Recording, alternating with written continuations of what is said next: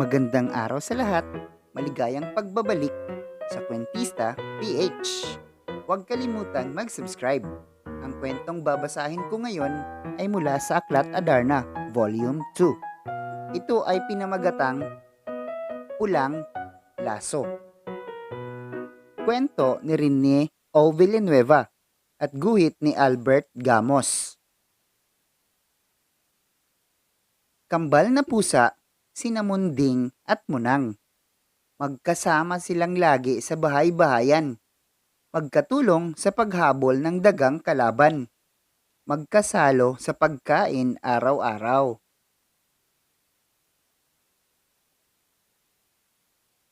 Minsan, nakapulot ng pulang laso ang kambal. Bagay sa akin ito, sabi ni Munang. Bagay din sa akin, sabi ni Munding. Aba, pambabae lang ang laso, ani Munang. Pareho lang naman tayo, ani Munding. Halika, humarap tayo sa salamin. Tingnan mo, sabi ni Munding. Pareho tayong may mata. Pareho tayong may ilong. Pareho tayong may buntot.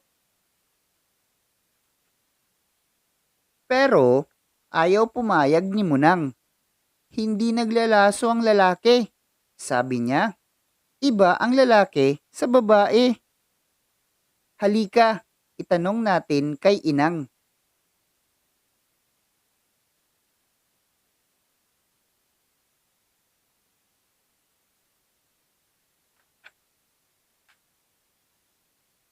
Si Munang ay babae, sabi ni Inang Pusa.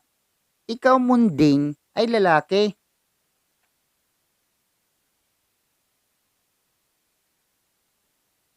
Halikayo at ipapakita ko sa inyo, sabi ni Inang Pusa.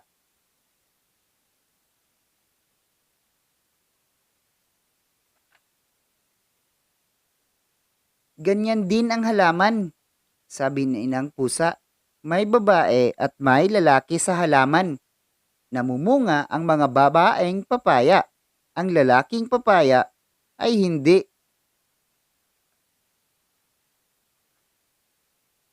Magkaiba rin ang batang lalaki at babae, patuloy ni Inang Pusa. Halikayo sa banyo para makita ninyo ang ating mga batang tagapag-alaga.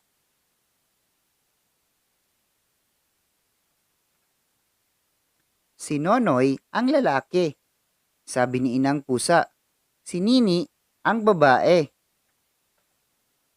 Pareho kami ni Nonoy, sabi ni Munding. Pareho kami ni Nini, sabi ni Munang. Dahil si Munang ang babae, sabi ni Inang Pusa, para sa kanya ang laso. Dahil ikaw ang lalaki, Munding, sa iyo bagay ang ginagawa ko.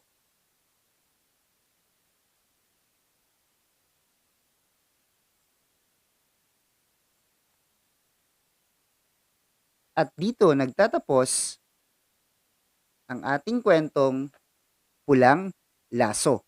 Maraming salamat po. Balik po kayo ulit sa Kwentista PH. At huwag kalimutang mag-subscribe.